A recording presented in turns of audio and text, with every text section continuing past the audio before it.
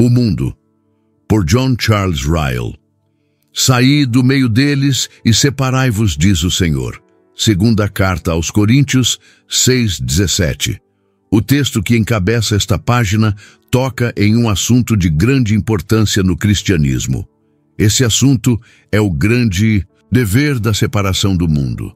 Este é o ponto que Paulo tinha em vista quando escreveu aos Coríntios. Saí do meio deles e separai-vos. O assunto é aquele que exige a atenção absoluta de todos os que professam e se chamam cristãos.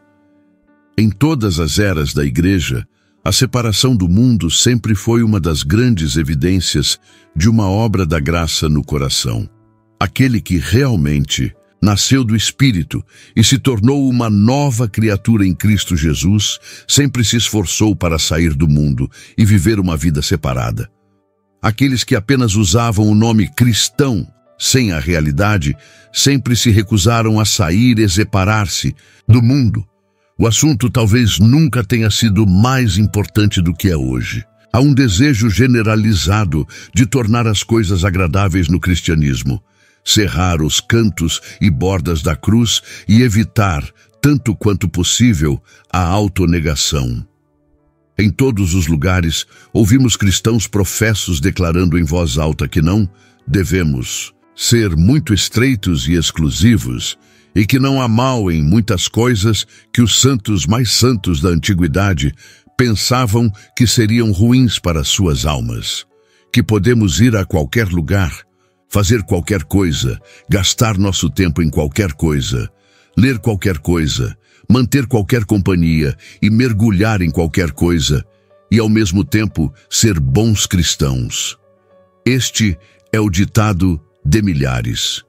Em um dia como este, acho que é bom levantar uma voz de advertência e chamar a atenção para o ensino da palavra de Deus. Está escrito naquela palavra: saí do meio deles e separai-vos.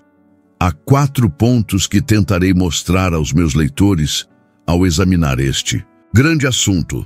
Primeiro, que o mundo é uma fonte de grande perigo para a alma. Segundo, o que não significa separação do mundo. Terceiro, em que consiste a real separação do mundo.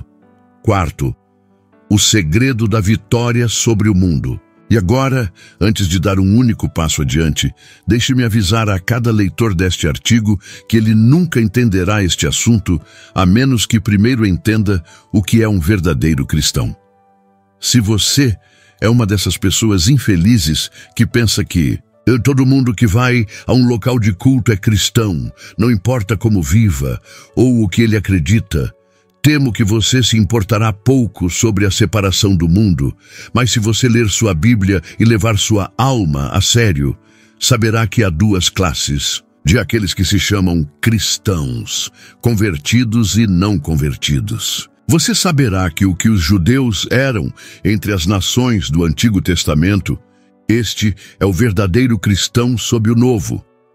Você entenderá o que quero dizer quando digo que os verdadeiros cristãos devem, da mesma forma, ser um povo peculiar, sob o Evangelho, e que deve haver uma diferença entre crentes e descrentes. A você, portanto, faço um apelo especial neste dia.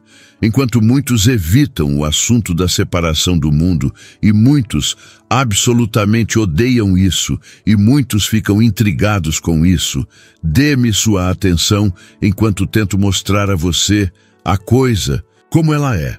Primeiro de tudo, deixe-me mostrar que o mundo é uma fonte de grande perigo para a alma. Lembre-se de que por o mundo, não quero dizer o mundo material em cuja face estamos vivendo e nos movendo. Aquele que pretende dizer que qualquer coisa que Deus criou nos céus acima ou na terra abaixo é em si prejudicial à alma do homem, diz o que é irracional e absurdo. Pelo contrário, o sol, a lua e as estrelas, as montanhas, os vales e as planícies, os mares, os lagos e os rios, a criação animal e vegetal, todos são em si mesmos muito bons. Gênesis 1:31. Todos estão cheios de lições da sabedoria e do poder de Deus, e todos proclamam diariamente: a mão que nos fez é divina. A ideia de que matéria é em si pecaminosa e corrupta é uma heresia tola. Quando falo do mundo neste artigo, quero dizer aquelas pessoas que pensam apenas, ou principalmente, nas coisas deste mundo e negligenciam o mundo vindouro.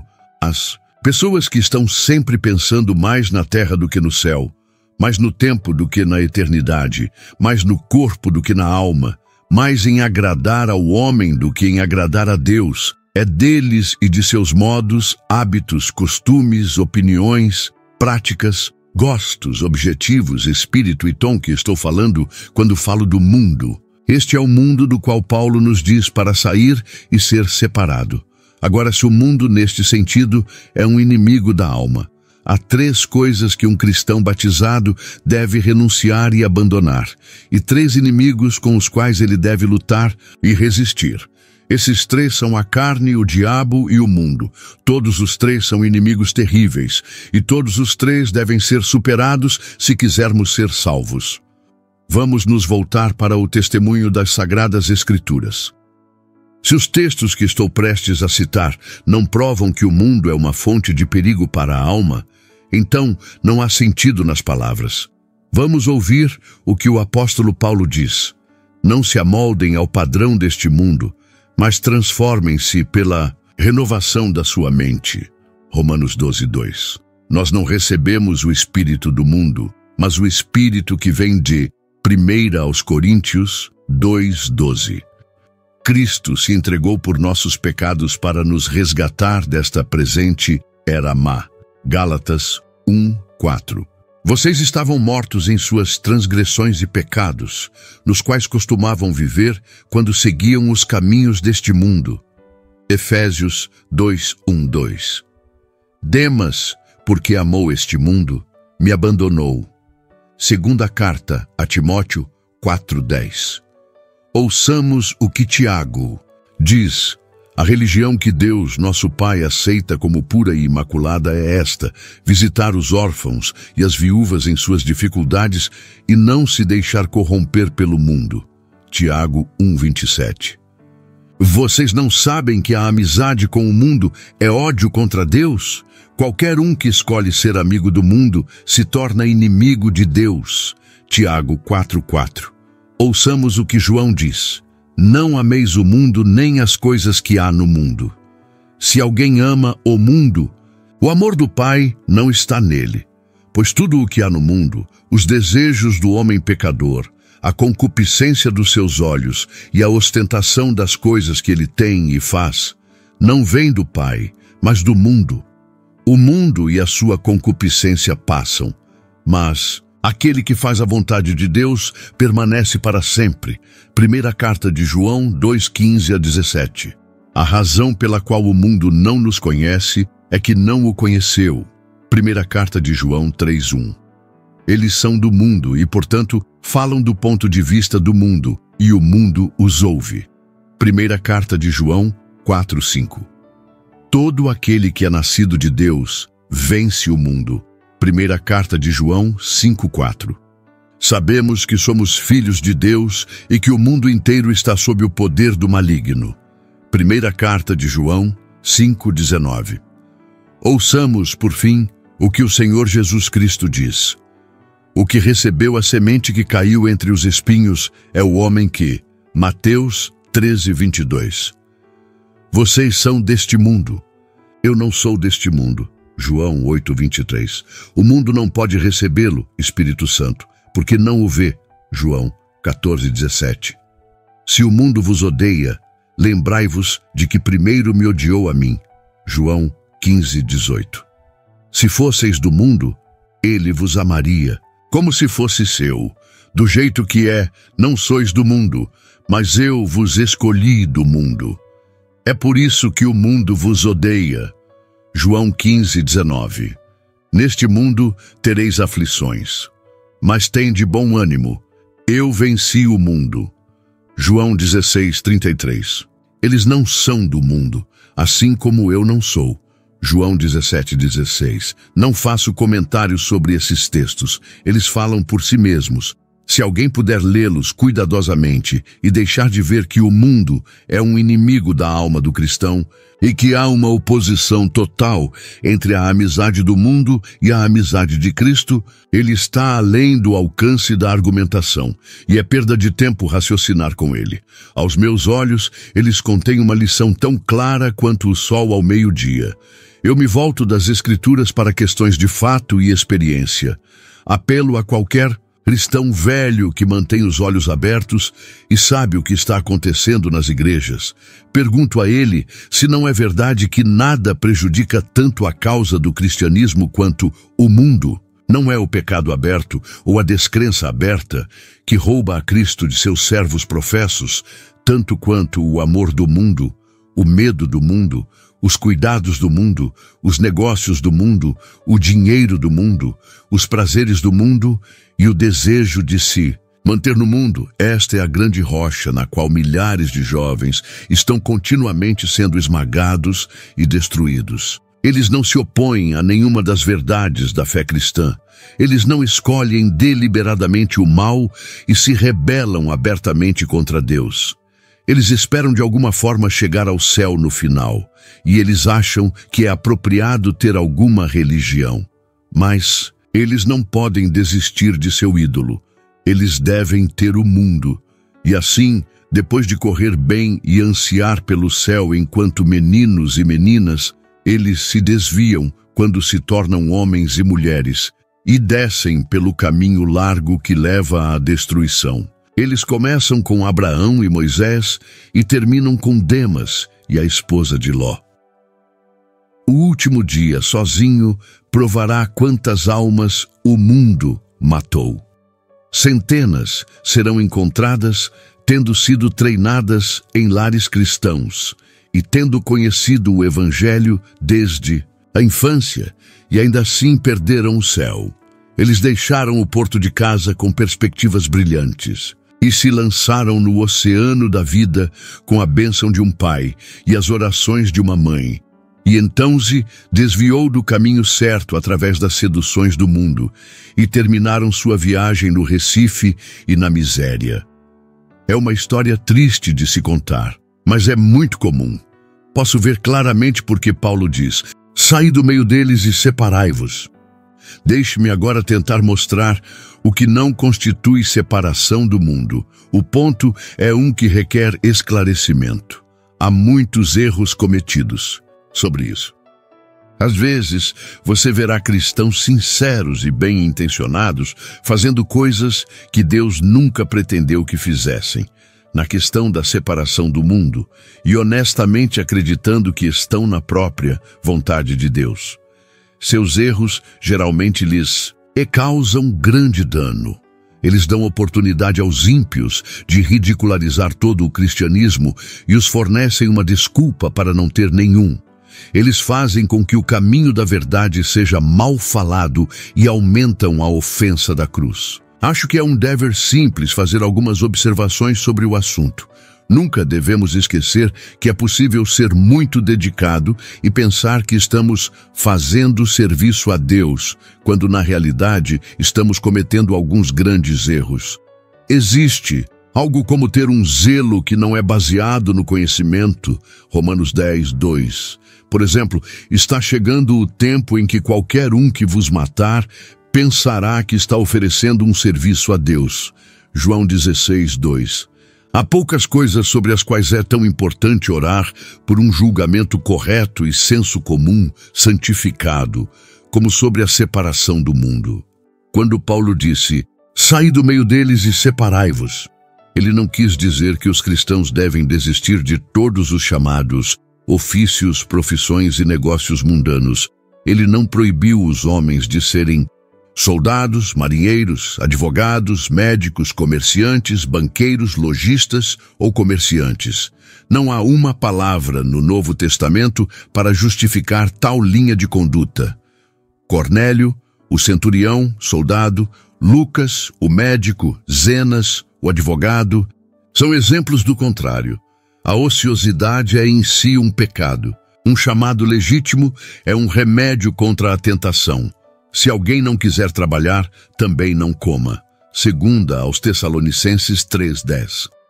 Desistir de qualquer negócio da vida que não seja necessariamente pecaminoso para os ímpios. E o diabo, por medo de se machucar com isso, é uma conduta preguiçosa e covarde. O plano certo é levar nosso cristianismo para nossos negócios. E não desistir dos negócios sob o falso pretexto de que isso interfere em nosso cristianismo.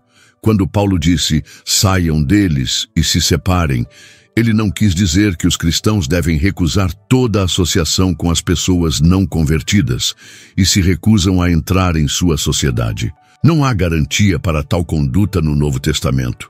Nosso Senhor e seus discípulos não se recusaram a ir a uma festa de casamento ou a sentar-se para jantar na casa de um fariseu.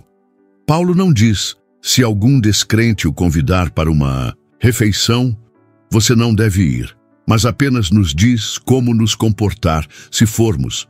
1 aos Coríntios 10:27.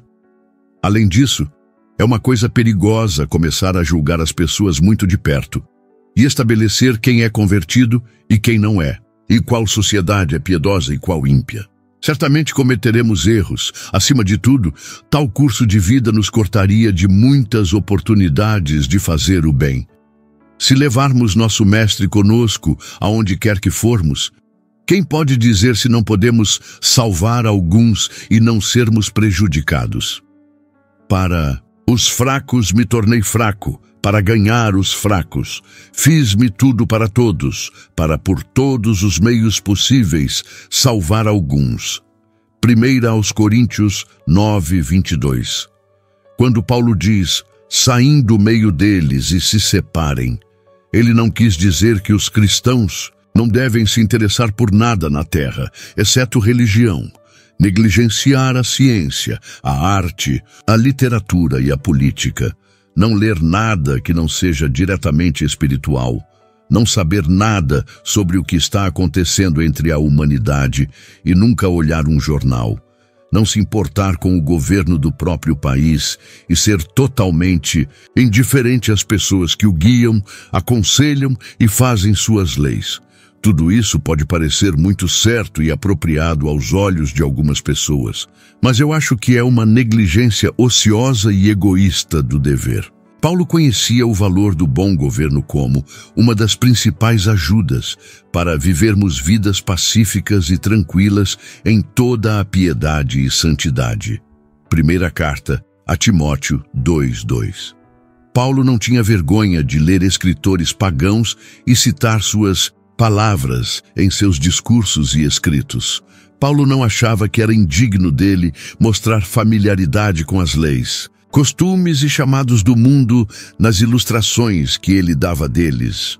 Os cristãos que se orgulham de sua ignorância das coisas seculares são precisamente os cristãos que trazem o cristianismo ao desprezo. Conheci o caso de um ferreiro que não veio ouvir seu clérigo pregar o evangelho até que descobriu que conhecia as propriedades do ferro. Então ele veio. Quando Paulo disse, saí do meio deles e separai-vos, ele não quis dizer que os cristãos deveriam ser estranhos e esquisitos em suas roupas, maneiras, comportamento e voz. Qualquer coisa que atraia a atenção nessas questões é mais questionável e deve ser cuidadosamente evitado. Usar roupas de tal cor ou feitas de tal forma que quando você sai em companhia a todos, os olhos estão fixos em você e você é o objeto de observação geral, é um erro enorme. Dá ocasião aos ímpios para ridicularizar o cristianismo e parece hipócrita e antinatural. Não há a menor prova de que nosso Senhor e seus apóstolos, e Priscila, e Pérside, e seus companheiros, não se vestiam e se comportavam como os outros em suas próprias fileiras de vida.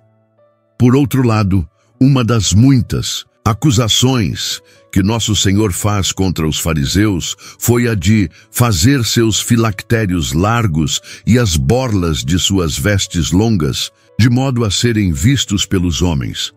Mateus 23:5. A verdadeira santidade e a sanctimoniosness comportamento ou atitude que pretende aparentar superioridade moral ou religiosa são coisas completamente diferentes. Aqueles que tentam mostrar sua falta de mundanismo usando roupas visivelmente feias, ou falando com uma voz chorosa e fungada, ou afetando uma servidão, humildade e gravidade de maneiras não naturais, erram completamente o alvo e apenas dão ocasião aos inimigos do Senhor para blasfemar.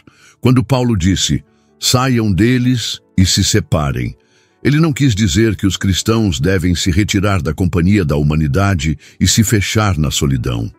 É um dos erros gritantes da Igreja Católica Romana supor que a santidade eminente deve ser alcançada por tais práticas. É a infeliz ilusão de todo o exército de monges, freiras e eremitas. A separação desse tipo não está de acordo com a mente de Cristo. Ele disse distintamente em sua última oração, minha oração não é que vocês os tirem do mundo, mas que os protejam do maligno. João 17:15. Não há uma palavra em Atos ou nas epístolas que recomende tal separação. Os verdadeiros crentes são sempre representados como se misturando no mundo, cumprindo seu dever nele e glorificando a Deus pela paciência, mansidão, pureza e coragem em suas várias posições, e não pela deserção covarde delas. Além disso, é tolice supor que podemos manter o mundo e o diabo fora de nossos corações, entrando em buracos e cantos. O verdadeiro cristianismo e a falta de mundanismo são mais bem vistos, não em abandonar timidamente o posto que Deus nos atribuiu, mas em manter corajosamente nossa posição e mostrar o poder da graça para vencer o mal. Por último, mas não menos importante, quando Paulo disse, saiam do meio deles e se separem e parem. Ele não quis dizer que os cristãos devem se retirar de todos os lugares, igreja na qual há membros não convertidos, ou se recusar a adorar em companhia de qualquer um que não seja crente, ou se manter longe da mesa do Senhor se qualquer pessoa, ímpia for até ela, este é um erro muito comum, mas grave. Não há um texto no Novo Testamento para justificá-lo, e deve ser condenado como uma pura invenção do homem. Nosso Senhor Jesus Cristo deliberadamente permitiu que Judas Iscariotes fosse apóstolo por 3 anos, e deu-lhe a ceia do Senhor. Ele nos ensinou, na parábola do trigo e do joio, que convertidos e não convertidos estarão juntos até a colheita, e não podem ser divididos. Mateus 13:30. Em suas epístolas às 7 igrejas e em todas as epístolas de Paulo, frequentemente vemos falhas e corrupções mencionadas e reprovadas. Mas nunca nos é dito que elas justificam a deserção da Assembleia ou a negligência da mesa do Senhor. Em suma, não devemos procurar uma igreja perfeita, uma congregação perfeita e uma companhia perfeita de comungantes até a ceia das bodas do Cordeiro. Se outros são frequentadores indignos da igreja ou participantes indignos da ceia do Senhor, o pecado é deles e não nosso. Não somos seus juízes. Mas nos separar das assembleias da igreja e nos privar da ceia do Senhor, porque outros as usam indignamente, é assumir uma posição tola, irracional e antibíblica. Não é a mente de Cristo. E certamente não é a ideia de Paulo de separação do mundo. Recomendo esses 6 pontos à calma consideração de todos que desejam entender o assunto da separação do mundo. Muito mais poderia ser dito sobre cada um deles do que tenho espaço para dizer neste artigo. Tenho visto tantos erros cometidos sobre cada um deles e tanta miséria e infelicidade causadas por esses erros que quero colocar os cristãos em guarda. Não quero que eles tomem posições descuidadamente, no zelo de seu primeiro amor, que depois serão obrigados a abandonar. Deixo esta parte do meu assunto com 2 conselhos que ofereço especialmente aos jovens cristãos. Aconselho-os, por um lado, se realmente desejam sair do mundo, a lembrar que o caminho mais curto nem sempre é o caminho do dever. A discutir com nossos parentes não convertidos, a evitar todos os nossos velhos amigos, a nos retirarmos inteiramente da sociedade mista, a viver uma vida exclusiva, a desistir de todo ato de cortesia e civilidade para que possamos nos dedicar à obra direta de Cristo. Tudo isso pode parecer muito certo e pode satisfazer nossas consciências e nos poupar problemas. Mas arrisco uma dúvida se não é frequentemente uma linha de conduta egoísta, preguiçosa e autossatisfatória, e se a verdadeira cruz e a verdadeira linha de dever não podem ser negar a nós mesmos e adotar um curso de ação muito diferente. Aconselho-os, por outro lado, se quiserem sair do mundo, a vigiar contra um comportamento azedo, taciturno, desagradável, sombrio, desagradável e pessimista, e nunca se esquecer de que existe algo como ganhar sem a palavra. Primeira carta de Pedro 3:1. Esposas, da mesma forma, sejam submissas a seus maridos, para que, se algum deles não crer na palavra, seja ganho sem palavras pelo procedimento de suas esposas. Que eles se esforcem para mostrar às pessoas não convertidas que seus princípios, não importa o que se pense delas, as tornam alegres, amáveis, bem-humoradas, altruístas, atenciosas com os outros e prontas para se interessar por tudo que é inocente e de boa fama. Em suma, que não haja separação desnecessária entre nós e o mundo. Em muitas coisas, como mostrarei em breve, devemos estar separados, mas tomemos cuidado para que seja uma separação do tipo certo. Se o mundo se ofende com tal separação, não podemos evitar.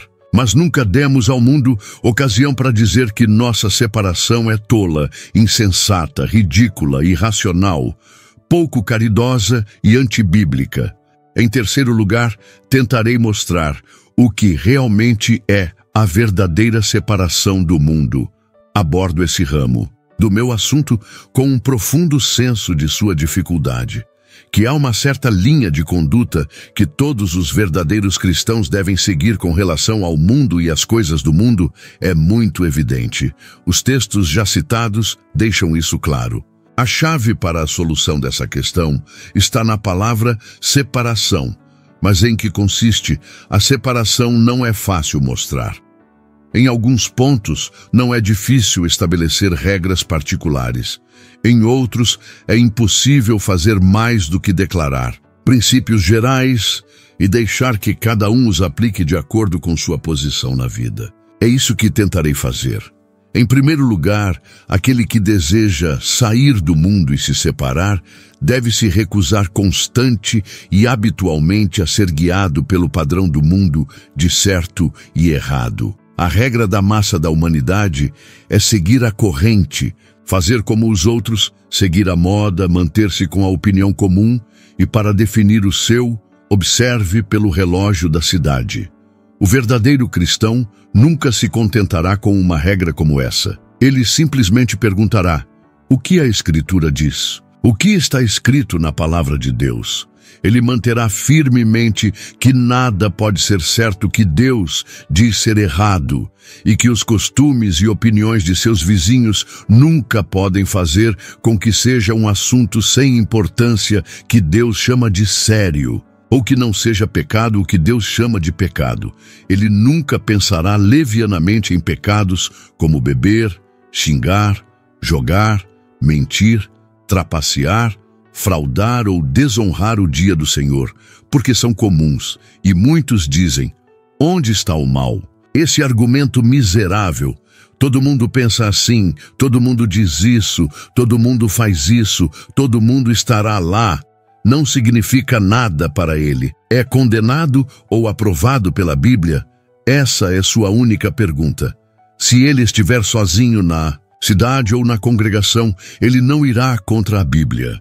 Se ele tiver que sair da multidão e tomar uma posição por si mesmo, ele não recuará em vez de desobedecer à Bíblia. Esta é a separação genuína das Escrituras. Aquele que deseja sair do mundo e se separar deve ter muito cuidado com a forma como gasta seu tempo de lazer. Este é um ponto que à primeira vista parece de pouca importância. Mas quanto mais vivo, mais me convenço de que merece a mais séria atenção. Ocupação honrosa e negócios lícitos são uma grande salvaguarda para a alma, e o tempo que é gasto com eles é comparativamente o tempo de menor perigo. O diabo acha difícil ser ouvido por um homem ocupado, mas quando o trabalho do dia acaba e o tempo de lazer chega, então chega a hora da tentação. Não hesito em alertar todo homem que deseja viver uma vida cristã para ter muito cuidado com a forma como passa suas noites. A noite é o momento em que estamos naturalmente dispostos a relaxar após os trabalhos do dia. E a noite é o momento em que o cristão é muitas vezes tentado a deixar de lado sua armadura e, consequentemente, traz problemas para sua alma. Então, vem o diabo, e com o diabo o mundo. A noite é o momento em que o pobre homem é tentado a ir ao bar e cair em pecado. A noite é o momento em que o trabalhador, muitas vezes, fica sentado por horas, ouvindo e vendo coisas que não lhe fazem bem. A noite é o momento que as classes mais altas escolhem para dançar, jogar e coisas do tipo, e, consequentemente, nunca vão para a cama até tarde da noite. Se amarmos nossas almas e não nos tornarmos mundanos, deixe-nos ser cuidado com a forma como passamos nossas noites. Diga-me como um homem passa suas noites, e eu geralmente posso dizer qual é seu caráter. O verdadeiro cristão fará bem em estabelecer uma regra estabelecida de nunca desperdiçar suas noites. O que quer que os outros façam, que ele resolva sempre reservar um tempo para pensamentos calmos e tranquilos, para leitura da Bíblia e oração. A regra será difícil de manter.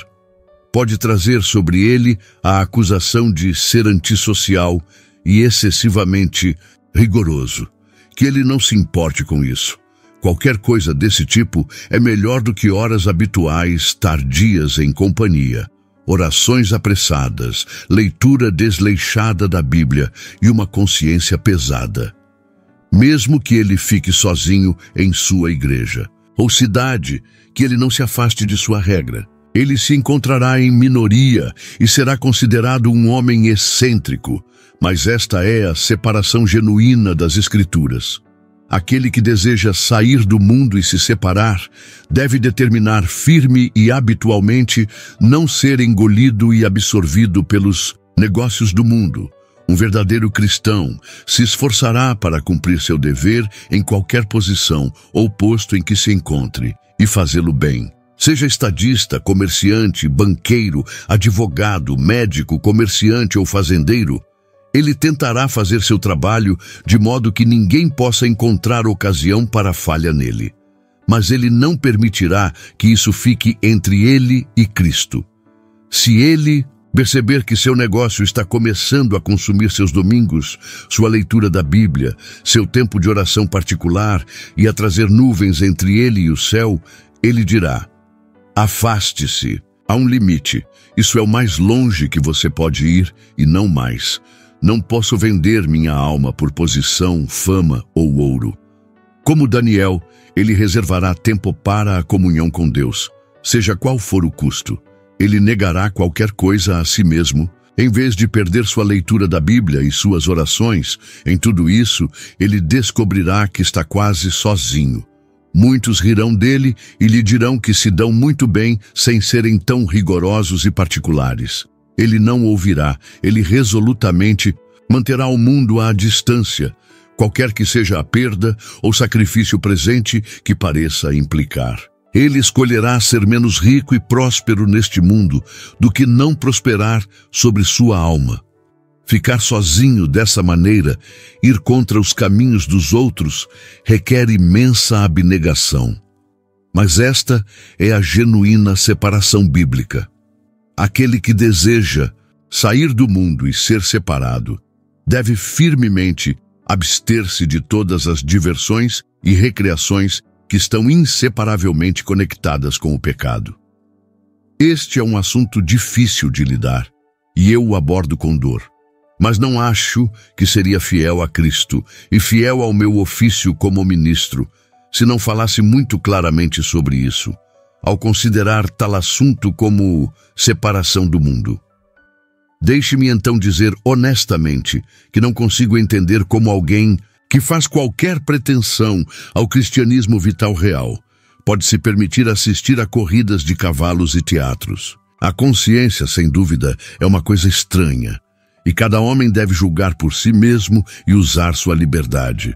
Um homem não vê mal em coisas que outro considera com aversão como más. Só posso dar minha própria opinião pelo que vale e implorar aos meus leitores que considerem seriamente o que digo, que olhar para cavalos correndo a toda velocidade é em si perfeitamente inofensivo. Nenhum homem sensato fingirá negar. Que muitas peças, como as de Shakespeare, estão entre as melhores produções do intelecto humano é igualmente inegável, mas tudo isso está fora de questão. A questão é se as corridas de cavalos e os teatros, como são conduzidos, são totalmente perversos. Afirmo sem hesitação que são. Afirmo que a violação dos mandamentos de Deus acompanha tão invariavelmente a corrida e a peça que você não pode ir à diversão sem ajudar o pecado. Peço a todos os cristãos professos que se lembrem disso e tomem cuidado com o que fazem. Eu os advirto claramente que eles não têm o direito de fechar os olhos para fatos que toda pessoa inteligente conhece, pelo mero prazer de ver uma corrida de cavalos ou ouvir bons atores ou atrizes. Eu os advirto que eles não devem falar de separação do mundo, se puderem dar sua sanção a diversões que estão invariavelmente conectadas com jogos de azar, apostas, embriaguez e fornicação. Essas são as coisas que Deus julgará e que resultam em morte. Hebreus 13:4. Essas são palavras duras, mas não são verdadeiras. Pode parecer aos seus parentes e amigos muito rígido, rigoroso e estreito se você lhes disser que não pode ir às corridas ou ao teatro, cinema com eles. Mas devemos voltar aos primeiros princípios. O mundo é um perigo para a alma ou não? Devemos sair do mundo ou não? Essas são perguntas que só podem ser respondidas de uma maneira.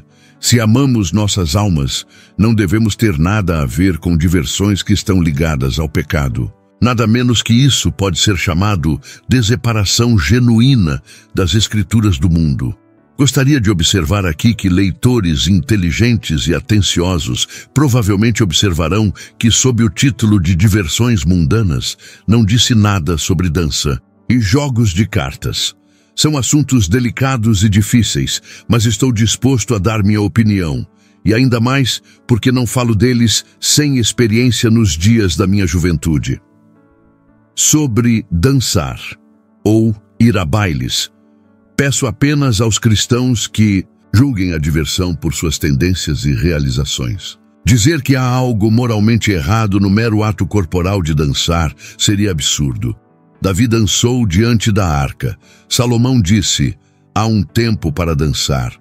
Eclesiastes 3:4.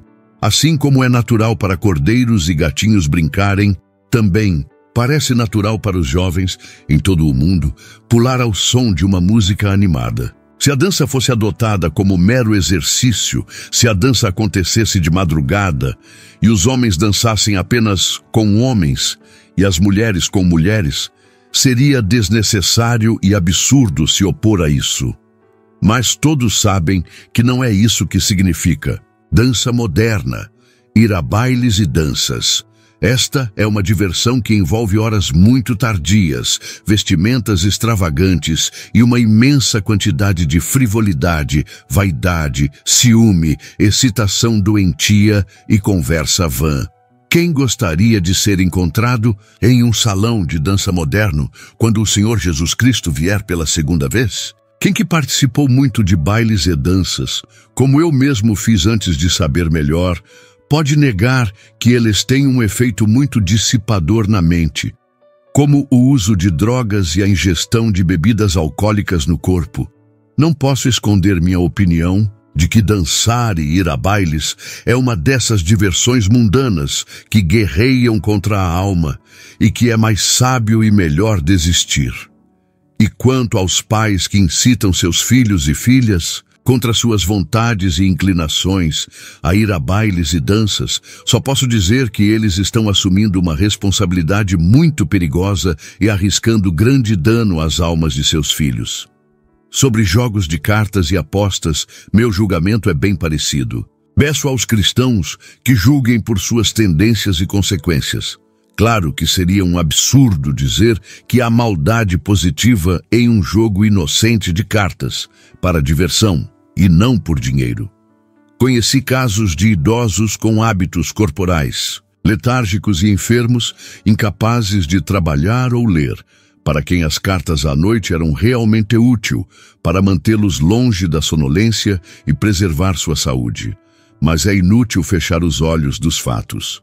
Se os pais começarem a jogar cartas na sala de estar, as crianças provavelmente jogarão cartas em seus quartos. E então vem toda uma série de males. Além disso, do simples jogo de cartas ao jogo desesperado, há apenas uma cadeia de etapas. Se os pais ensinam aos jovens que não há mal algum no primeiro passo, eles nunca devem se surpreender se passarem para o último. Dou esta opinião com muita desconfiança. Não reivindico infalibilidade. Que cada um seja persuadido em sua própria mente, mas considerando todas as coisas, é meu julgamento deliberado que o cristão que deseja manter sua alma reta e sair do mundo fará sabiamente não ter nada a ver com jogos de cartas. É um hábito que parece crescer tanto em algumas pessoas que se torna finalmente uma necessidade, e elas não conseguem viver sem ele. Madame, disse Romain a uma senhora idosa que declarou que não conseguiria sem suas cartas. Madame, se for esse o caso, as cartas são seu Deus, e seu Deus é muito pobre. Certamente, em questões duvidosas como essas, é bom dar às nossas almas o benefício da dúvida e nos abster. Em relação aos esportes, admito que não é fácil estabelecer uma regra estrita. Não posso ir até o fim e dizer que galopar pelo país, ou atirar em perdizes ou fazões, ou pegar salmão ou truta, são em si ocupações positivamente pecaminosas e marcas distintas de um coração não convertido. Há muitas pessoas, eu sei, para quem exercícios violentos ao ar livre e diversão completa da mente são necessidades absolutas para a preservação de sua saúde física e mental. Mas em todas essas questões, a questão principal é de grau. Depende muito da companhia em que os homens são jogados e da extensão em que a coisa é levada. O grande perigo está no excesso. É possível ser excessivo sobre caça e também sobre bebida. Somos ordenados nas Escrituras a ser moderados em todas as coisas, se quisermos ter sucesso na vida cristã. E aqueles que são viciados em esportes não devem esquecer esta regra. A questão, no entanto, é uma sobre a qual os cristãos devem ser cuidadosos ao expressar uma opinião e moderados em seus julgamentos. O homem que não sabe cavalgar, nem atirar, nem lançar uma mosca, dificilmente está qualificado para falar desapaixonadamente sobre tais assuntos. É um trabalho barato e fácil condenar outros por fazerem coisas que você não consegue fazer sozinho e é completamente incapaz de aproveitar. Uma coisa é perfeitamente certa: todo excesso ou indulgência é pecado. O homem que é totalmente absorvido em esportes e passa todos os seus anos de tal maneira que parece pensar que Deus o criou apenas para ser um animal de caça, tiro e pesca, é um homem que atualmente conhece muito pouco do cristianismo bíblico. Está escrito: onde estiver o seu tesouro, aí estará também o seu coração. Mateus 6:21. Aquele que deseja sair deles e se separar deve ser moderado no uso de recreações lícitas e inocentes. Nenhum cristão sensato jamais pensará em condenar todas as recreações. Em um mundo de trabalho e estresse como o que vivemos, o relaxamento ocasional é bom para todos. Corpo e mente requerem temporadas de ocupação mais leve e oportunidades de liberar o espírito elevado, especialmente quando são jovens. O exercício, em si, é uma necessidade positiva para a preservação da saúde mental e corporal. Não vejo mal algum em esportes de campo, remo, corrida e outras recreações atléticas. Não vejo defeito algum em quem joga xadrez e outros jogos de habilidade. Todos nós somos feitos de forma maravilhosa e temerosa. Não é de se admirar que o poeta diga: estranho que uma harpa de 1000 cordas mantenha-se afinada por tanto tempo. Qualquer coisa que fortaleça os nervos, o cérebro, a digestão, os pulmões e os músculos e nos torne mais aptos para a obra de Cristo, desde que não seja pecaminosa em si mesma, é uma bênção e deve ser usada com gratidão. Qualquer coisa que ocasionalmente desvie nossos pensamentos de seu caminho habitual, de maneira saudável, é um bem e não um mal, mas é o excesso dessas coisas inocentes que um verdadeiro cristão deve vigiar se quiser se separar do mundo. Ele não deve dedicar todo o seu coração, alma, mente, força e tempo a elas, como muitos fazem, se deseja servir a Cristo. Existem centenas de coisas lícitas que são boas com moderação, mas ruins quando tomadas em excesso. Medicamentos saudáveis, tomados em pequenas quantidades, são bons, mas são um veneno absoluto quando engolidos em grandes doses. Em nada isso é tão verdadeiro quanto na questão das recreações. O uso delas é uma coisa e o abuso delas é outra. O cristão que as usa deve saber quando parar e como dizer: chega. Eles interferem em sua religião privada, eles ocupam muito de seus pensamentos e atenção, eles têm um efeito secularizador em sua alma, eles têm uma tendência a puxá-lo para baixo na terra. Então, que ele seja muito cuidadoso. Tudo isso exigirá coragem, abnegação e firmeza. É uma linha de conduta que frequentemente nos trará o ridículo e o desprezo daqueles que não sabem o que é moderação e que passam suas vidas fazendo das ninharias coisas sérias e das coisas sérias ninharias. Mas, se pretendemos sair do mundo, não devemos nos importar com isso. Devemos ser temperantes, mesmo em coisas lícitas. Não importa o que os outros pensem de nós. Esta é a separação genuína das Escrituras. Por último, mas não menos importante, aquele que deseja sair deles e separar-se deve ser cuidadoso em amizades, intimidades e relacionamentos próximos com pessoas mundanas. Não podemos deixar de encontrar muitas pessoas não convertidas enquanto vivermos. Não podemos evitar ter associação com elas e fazer negócios com elas, a menos que deixemos este mundo. 1 aos Coríntios 5:10. Tratá-los com a máxima cortesia, gentileza e caridade sempre que os encontramos é um dever positivo. Mas conhecimento é uma coisa e amizade íntima é outra bem diferente. Buscar sua sociedade sem motivo, escolher sua companhia, cultivar intimidade com eles é muito perigoso para a alma. A natureza humana é constituída de tal forma que não podemos nos associar a outras pessoas sem que isso tenha um efeito em nosso próprio caráter. O velho provérbio nunca deixará de ser verdadeiro. Diga-me com quem um homem escolhe viver, e eu lhe direi quem ele é. A Escritura diz expressamente: aquele que anda com os sábios se torna sábio, mas o companheiro dos tolos sofre aflição. Provérbios 13:20. Se então um cristão que deseja viver consistentemente escolhe como amigos aqueles que não se importam com Suas almas, ou com a Bíblia, ou com Deus, ou com Cristo, ou com a santidade, ou os consideram de importância secundária, parece-me impossível que ele prospere em seu cristianismo.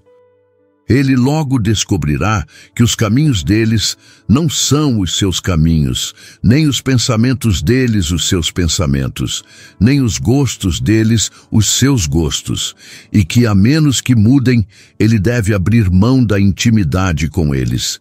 Em suma, deve haver separação. Claro que tal separação será dolorosa, mas se tivermos que escolher entre a perda de um amigo e o ferimento de nossas almas, não deve haver dúvidas em nossas mentes.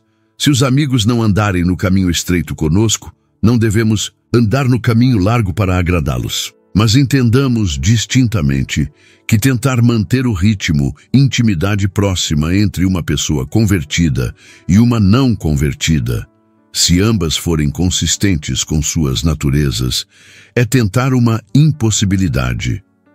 O princípio aqui estabelecido deve ser cuidadosamente lembrado por todos os cristãos solteiros na escolha de um marido ou esposa. Receio que seja muitas vezes completamente esquecido. Muitos parecem pensar em tudo, exceto religião, ao escolher um parceiro para a vida, ou supor que isso virá de alguma forma como algo natural. No entanto, quando um cristão que ora, lê a Bíblia, teme a Deus, ama a Cristo e honra a Igreja, se casa com uma pessoa que não tem interesse algum no cristianismo sério, o que pode ser o resultado, se não lesão ao cristão ou imensa infelicidade? A saúde não é infecciosa, mas a doença. É como regra geral em tais casos, o bom desce ao nível do mal, e o mal não sobe ao nível do bom. O assunto é delicado, e não me importo em me deter nele, mas digo isto com confiança a todo homem ou mulher cristão solteiro. Se você ama sua alma, se não quer cair e retroceder, se não quer destruir sua própria paz e conforto para a vida, resolva nunca se casar com qualquer pessoa que não seja um cristão verdadeiro e devoto, não importa o que a resolução lhe custe. Seria melhor para você morrer do que se casar com um descrente. Segure esta resolução e não deixe ninguém jamais persuadi-lo a sair dela. Afaste-se desta resolução e você descobrirá que é quase impossível sair e se separar. Você descobrirá que amarrou uma pedra de moinho em volta do seu próprio pescoço ao correr a corrida em direção ao céu. E se for salvo, finalmente, será como alguém escapando através das chamas. 1 Coríntios 3,15. Ofereço estas 6 dicas gerais a todos que desejam seguir o conselho de Paulo e sair do mundo e se separar. Ao dá-las, não reivindico infalibilidade, mas acredito que elas merecem consideração e atenção. Não esqueço que o assunto é cheio de dificuldades e que dezenas de casos duvidosos surgem continuamente no curso de um cristão, nos quais é muito difícil dizer qual é o caminho do dever e como se comportar. Talvez os seguintes conselhos possam ser úteis. Em todos os casos duvidosos, devemos primeiro orar por sabedoria e bom senso. Se a oração vale alguma coisa, ela deve ser especialmente valiosa quando desejamos fazer o certo, mas não vemos o nosso caminho. Em todos os casos duvidosos, julguemo-nos frequentemente, lembrando que Deus tem seus olhos em nós. Devo ir a tal e tal lugar, ou fazer tal e tal coisa, se eu realmente acreditasse que Deus estava olhando para mim. Em todos os casos duvidosos, nunca nos esqueçamos da segunda vinda de Cristo e do dia do julgamento. Devo gostar de ser encontrado em tal e tal companhia, ou empregado em tais e tais maneiras. Finalmente, em todos os casos duvidosos, vamos descobrir qual tem sido a conduta dos mais santos e melhores cristãos em circunstâncias semelhantes. Se não vemos claramente nosso próprio caminho, não precisamos ter vergonha de seguir bons exemplos. Eu lanço essas sugestões para o uso de todos os que estão em dificuldades sobre pontos discutíveis na questão da separação do mundo. Não posso deixar de pensar que elas podem ajudar a desatar muitos nós e resolver muitos problemas. Concluirei agora todo o assunto tentando mostrar os segredos da verdadeira vitória sobre o mundo.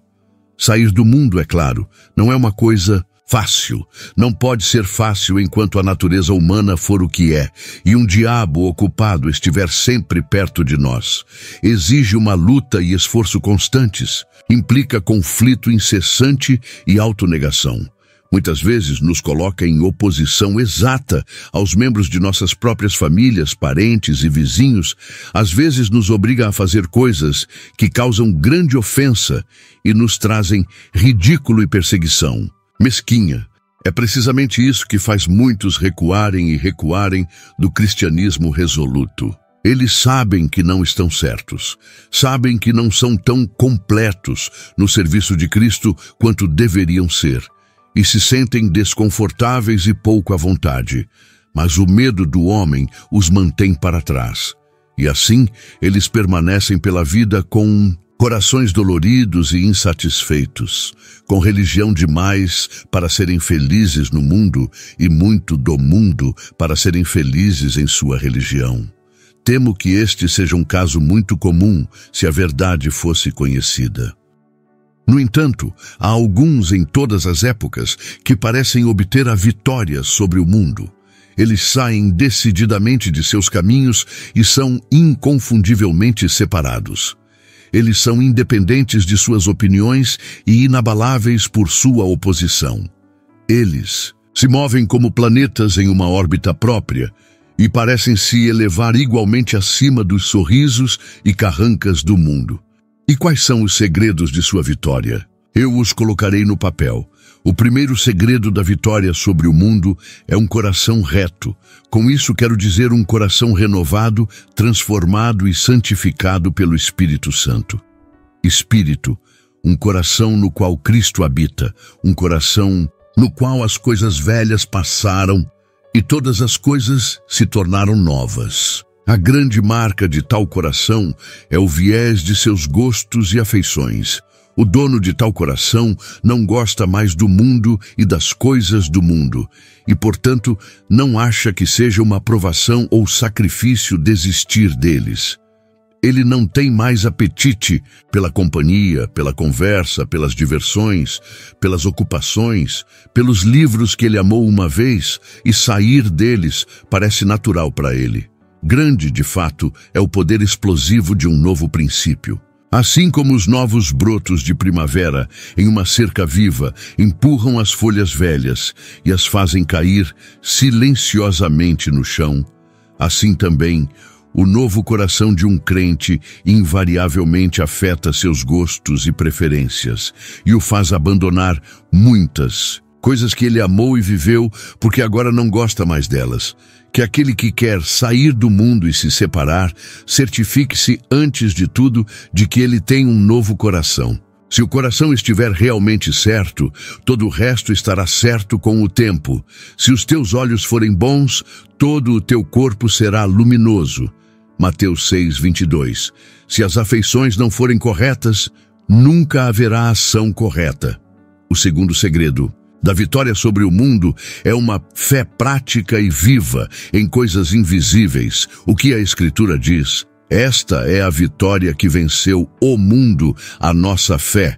Primeira carta de João 5:4. Alcançar e manter o hábito de olhar firmemente para as coisas invisíveis, como se fossem visíveis.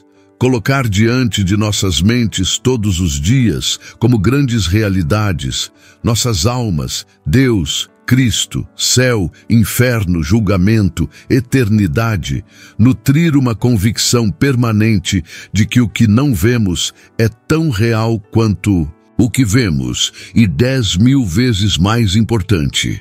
Esta é uma maneira de sermos conquistadores do mundo. Esta foi a fé que fez o nobre exército de santos, descrito no 11º capítulo de Hebreus, obter um testemunho tão glorioso do Espírito Santo. Todos eles agiram sob uma firme persuasão de que tinham um Deus real, um Salvador real e um lar real no céu, embora invisível aos olhos mortais. Armado com essa fé, um homem considera este mundo como uma sombra em comparação com o mundo vindouro, e pouco se importa com seu louvor ou culpa, seu ódio ou suas recompensas. Que aquele que quer sair do mundo e ser separado, mas se encolhe e recua por medo das coisas vistas, ore e se esforce para ter essa fé. Tudo é possível para aquele que crê. Marcos 9:23. Como Moisés, ele descobrirá que é possível abandonar o Egito vendo aquele que é invisível. Como Moisés, ele não se importará com o que perde e com quem está descontente, porque ele vê de longe, como alguém que olha, através de um telescópio, uma recompensa substancial de recompensa.